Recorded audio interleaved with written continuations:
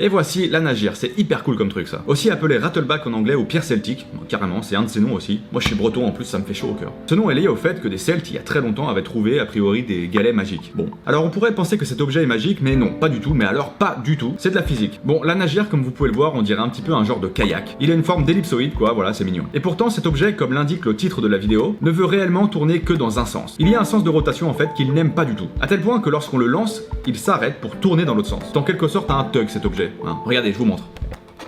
Ok, ça tourne, pas mal de temps, enfin voilà quoi, tranquille.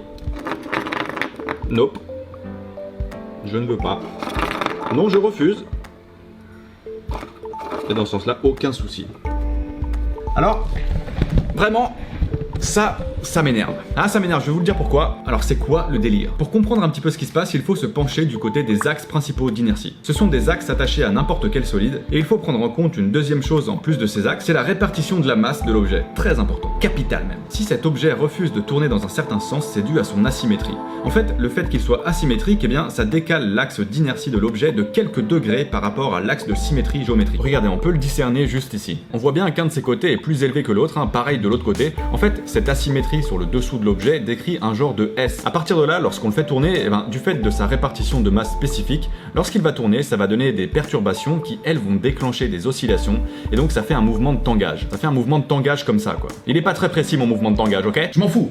Ensuite, place au frottement. Parce que ce sont ensuite les forces de frottement qui agissent sur la Nagir pendant qu'il oscille qui vont stopper la rotation, et surtout, et c'est là où c'est super cool, en déclencher une autre, dans l'autre sens. Et il y a moyen, une fois de plus, qu'on discerne un petit peu plus ce qui se passe en slow motion lorsqu'il s'arrête.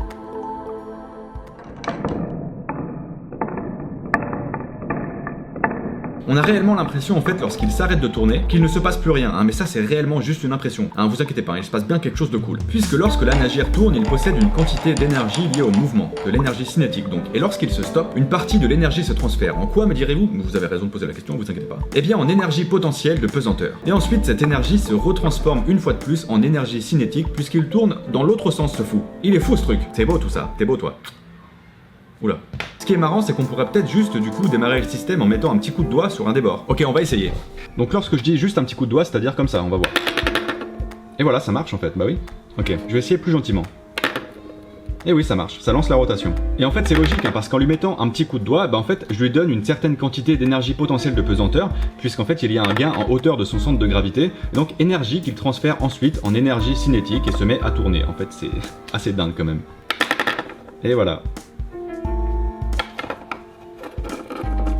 J'aime bien tourner. J'aime pas du tout tourner. J'adore ce truc, c'est génial. Ah là on voit bien qu'il est asymétrique. Hein. Des Nagir, il y en a de plusieurs sortes, et également de plusieurs couleurs. Il y en a des plus ou moins gros. Ici j'en ai donc un avec une forme spécifique, mais la spécificité de l'objet peut aussi se trouver dans la différence de densité. Pas forcément que dans la forme quoi. Bref, l'objet me plaît, et je sais que le phénomène peut être reproduit en tordant une cuillère, en rabattant le manche légèrement par le dessus et en l'inclinant un petit peu sur le côté. Désolé, vraiment désolé à toutes les futures familles qui vont se retrouver avec des cuillères, avec des manches tordues, enfin des cuillères pétées quoi finalement.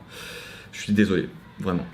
Planquez-les. Merci à tous d'avoir suivi cette vidéo, merci à tous d'avoir écouté ce que j'avais à vous dire sur la Nagir, j'espère qu'il vous aura plu, si c'est le cas, n'oubliez pas le petit like sur la vidéo juste en dessous, ça me ferait très plaisir, en plus ça soutient la chaîne comme d'habitude. Vous pouvez vous abonner en cliquant juste ici, vous ne louperez jamais rien de ce qui se passe sur la chaîne, et quant à moi je vous dis à très bientôt, à la prochaine comme d'habitude, car la science n'attend pas.